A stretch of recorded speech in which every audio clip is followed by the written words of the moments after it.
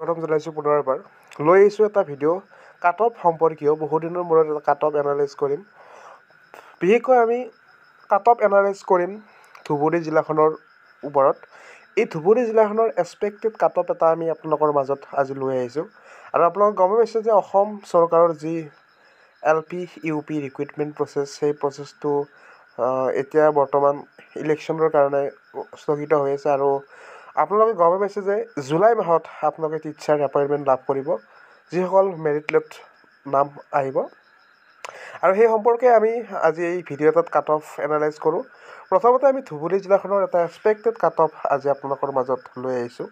আপোনালোকে খুব সুন্দৰভাৱে চাব। আৰু বিশেষকৈ আমি আজি কেইটামান টপিকৰ ওপৰত আজি কথা পাতিম, বিশেষকৈ SC ERT ODL DLEDৰ ওপৰত, লগতে NISৰ DLEDৰ সম্বন্ধে আচলতে মেৰিট লিষ্টসমূহ কেনেকৈ ধৰণৰ এইবাৰ হ'ব সেই বিষয়ে আজি আলোচনা কৰিম। প্ৰথমতে আমি লৈছোঁ ধুবুৰী জিলাৰ এখন এক্সপেক্টেড কাট অফ। এতিয়া চাওক ধুবুৰী জিলাত আমাৰ পোষ্ট কিমান আছে সেইটো চাব লাগিব। URৰ ক্ষেত্ৰত আছে 76, OBCৰ ক্ষেত্ৰত আছে 112, SCৰ ক্ষেত্ৰত আছে 28, PST-Pৰ ক্ষেত্ৰত আছে 78, ST হিলছৰ বাবে আছে 18, আৰু PWDৰ বাবে আছে 12, আৰু T ট্ৰাইবৰ বাবে আছে 11। টোটেল আছে 335 পোষ্ট আমাৰ ধুবুৰী জিলাখনত। এতিয়া আমি যদি চাওঁ অলপ URৰ ক্ষেত্ৰত, যে ধুবুৰী জিলাখনত পোষ্ট আছে 76, আৰু এই 76ত আমাৰ কেনেকুৱা ধৰণৰ কাট অফ এটা আমি এক্সপেক্টেড লাভ কৰিব পাৰোঁ এইবাৰ যি টিচাৰ ৰিক্ৰুইটমেণ্ট আছে 2024-ত।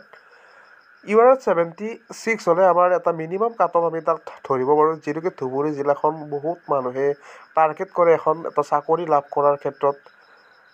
তেখেতসকলে প্ৰিফাৰেঞ্চ এটা দিয়ে ধুবুৰী জিলাখনত। তথাপিও যিসকলৰ ভাল এটা নাম্বাৰ থাকিব, তেখেতসকলে অৱশ্যেই নিজৰ গৃহ জিলাখনতেই তেখেতসকলে ফাৰ্ষ্ট প্ৰিফাৰেঞ্চটো ৰাখিব, যাৰ আচলতে মাৰ্ক অলপ বেছি থাকে।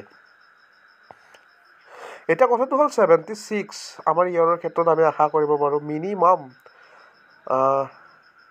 60+ যিসকলৰ আছে URৰ ক্ষেত্ৰত কৈছোঁ, তেখেতসকলে কিন্তু ধুবুৰী জিলাখনত আশা কৰিব পাৰে এইবাৰ যি 2024 টিচাৰ ৰিক্ৰুইটমেণ্টৰ। আৰু লগতে OBC MOBC যিসকল আছে 112টা ভেকেণ্ট পোষ্ট আছে তাত ধুবুৰী জিলাখনত। আৰু বিশেষকৈ এই ধুবুৰী জিলাখনত OBC কেণ্ডিডেটসকলে তাত যিসকলৰ মাৰ্ক অলপমান তেখেতসকলৰ কম, অৱশ্যে যিসকলৰ মাৰ্ক 54, 55, 56 ইমান মানৰ ভিতৰত আছে, তেখেতক নিশ্চয় তেখেতসকলে ধুবুৰী জিলাখন প্ৰিফাৰেঞ্চ কৰিব, কাৰণ তাত চাকৰি পোৱাৰ এটা সম্ভাৱনা আছে। গতিকে যিসকলৰ আমাৰ এটা মিনিমাম আমি যদি কাট অফ লওঁ, তথাপিও 55+ বা তাৰ ওপৰত যিসকল এপ্লাই কৰিছে, তেখেতসকলে এটা চাকৰি পোৱাৰ সম্ভাৱনা আছে।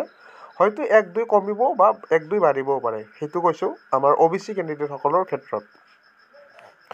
আৰু URৰ ক্ষেত্ৰত আমি ইতিমধ্যে ক'লোৱেই, যিসকলৰ 60+ আছে তেখেতসকলে চিন্তা কৰিব নালাগে ধুবুৰী জিলাখনত। বিশেষকৈ এইবাৰৰ ক্ষেত্ৰত কৈছোঁ, যিহেতুকে মাৰ্কিং ছিষ্টেমটো সম্পূৰ্ণ বেলেগ পদ্ধতিত হৈছে, সেই হেতুকে আমি এটা লৈছোঁ। লগতে SCৰ আছে 28 পোষ্ট ধুবুৰী জিলাত, যিসকলৰ মিনিমাম 54+ আছে তেখেতসকলে আশা এটা কৰিব পাৰে। আৰু STPৰ ক্ষেত্ৰত 78 পোষ্ট আছে, মিনিমাম 52, 53, সেইসকল কেণ্ডিডেটে এইবাৰ চাকৰি পাবই ধুবুৰী জিলাখনত। আমি এটা সম্পূৰ্ণ এনালাইজ কৰিছোঁ যে ধুবুৰী জিলাখনৰ কেনেকুৱাকৈ ধৰণৰ এটা cut off expected cut off আমি ধৰিব পাৰোঁ। লগতে আছে ST হিলছ 18 পোষ্ট আছে হিলছ এৰিয়াৰ বাবে, মিনিমাম 52, আৰু লগতে PWD 12, PWDৰ বাবে 50+ থাকিলে আৰু চিন্তাই কৰিব নালাগে তেখেতসকলে। আৰু লগতে T ট্ৰাইবৰ 11টা পোষ্ট আছে, সেইসকলেও পাব, বেছি কাট অফ নাযায় তেখেতসকলৰ বাবেও। আৰু আমাৰ টোটেল পোষ্ট আছে 335 পোষ্ট আছে ধুবুৰী জিলাখনৰ। এতিয়া আমি কিছুমান কথা পাতোঁ যে NISৰ যিটো DLED আছিল, সেই DLED সম্পৰ্কে। যিহেতুকে অসম হাইকোৰ্টৰ ফালৰ পৰা তেখেতসকলক এটা সুযোগ দিছিল যে তেখেতসকলে এপ্লিকেশ্যনখিনি কৰক, যিসকল পিটিশ্যনাৰ হৈ আছিল। লগতে তেখেতসকলৰ চাকৰিটো আচলতে কি হ'ব কি নহ'ব এইটো আমি কোৱা কথা নহয়, এইটো সম্পূৰ্ণ অসম চৰকাৰে গম পাব। আৰু সেইখিনিয়ে কৈছিল আমাৰ NISৰ প্ৰতি যিখিনি আছিল।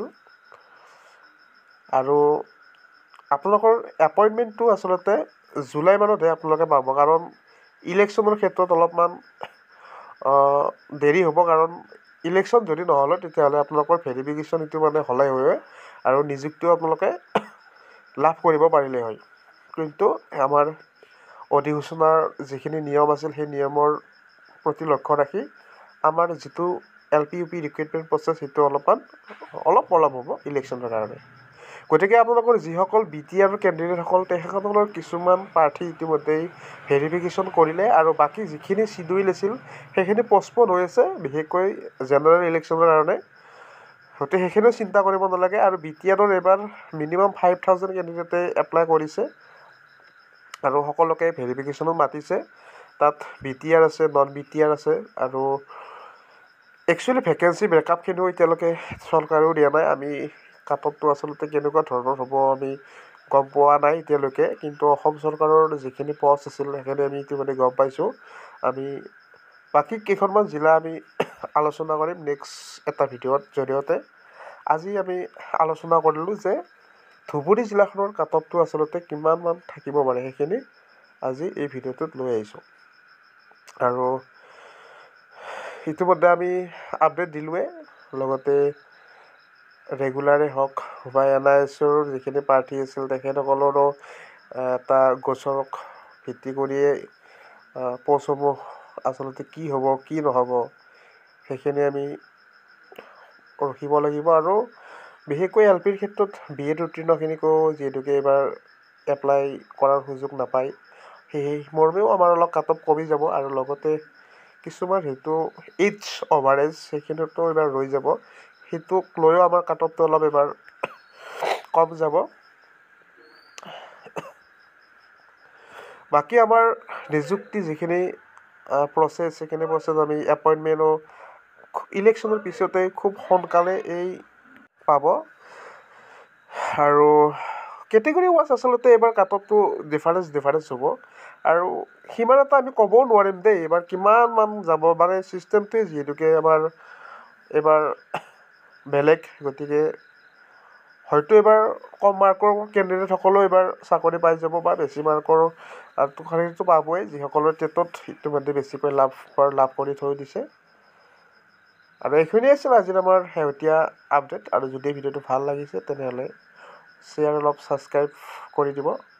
পৰৱৰ্তী সময়ত আমাৰ প্ৰতিখন ডিষ্ট্ৰিক্টৰ এটা সম্পূৰ্ণ এক্সপেক্টেড কাট অফ এটা আমি লৈ আহিম। তো আজিলৈ ইমানে আমাৰ ভিডিঅ'টো। যদি ভিডিঅ'টো লাইক আৰু ছাবস্ক্ৰাইব কৰি অলপ শ্বেয়াৰ কৰি দিব। ধন্যবাদ।